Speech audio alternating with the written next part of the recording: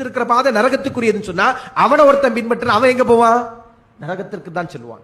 அப்ப இந்த நிலையிலிருந்து நம்மை பாதுகாத்துக் கொள்ள வேண்டும் என்று சொன்னால் நாம் சொர்க்கத்துடைய பாதையில் போன சஹாபாக்குடைய வழிமுறை பின்பற்றணும். இன்னொரு விஷயத்தை நாங்க சொல்லி காட்டுறேன். பின்பற்றுதல் என்று சொன்னால் அல்லாஹ் குர்ஆன்ல அல்லாஹ்வை பின்பற்ற, அல்லாஹ்வின் தூதரத்தை பின்பற்ற சொன்னா சஹாபாக்களை பின்பற்ற சொல்லல அப்படின்னு ஒரு வாதத்தை வைப்பாங்க. அதற்குரிய விளக்கம் சொன்னா சஹாபாக்கள் அடுத்த தலைமுறையின் பேர் என்ன?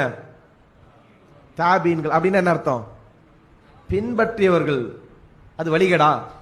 இப்ப வழிகேடு இருந்தால் அல்லாஹ் குர்ஆன்ல என்ன செஞ்சிருக்க மாட்டான்? வல்லதீன தபஉம் பிஹ்சான் என்று சொல்லி இருக்க மாட்டான். அவர்களை நல்ல நிலையில் பின்பற்றியவர்கள் என்று சொல்லி இருக்க மாட்டாங்க. அது மட்டுமல்ல, சஹாபாக்கள் தங்களுக்கு அடுத்த தலைமுறை உள்ளவர்களை என்ன செஞ்சிருக்க மாட்டாங்க? தாபீன்கள் என்று சஹாபாக்கள் சொல்லி இருக்க மாட்டாங்க. தாபீன்களும் என்ன சொல்லி இருக்க மாட்டாங்க? தங்களை தாபீன்கள் என்று சொல்லி இருக்க மாட்டாங்க. நாங்க அவங்கள பின்பற்றிட்டு வர்றவங்கன்னு சொல்லிட்டு அவங்க சொல்லியிருக்க மாட்டாங்க. அது வழிகேடு இருந்தால், அப்ப இந்த அடிப்படை அறிவு கூட இல்லாம, மொழி ரீதியான ஒரு புரிதல் கூட இல்லாம தான் என்ன செய்றாங்க?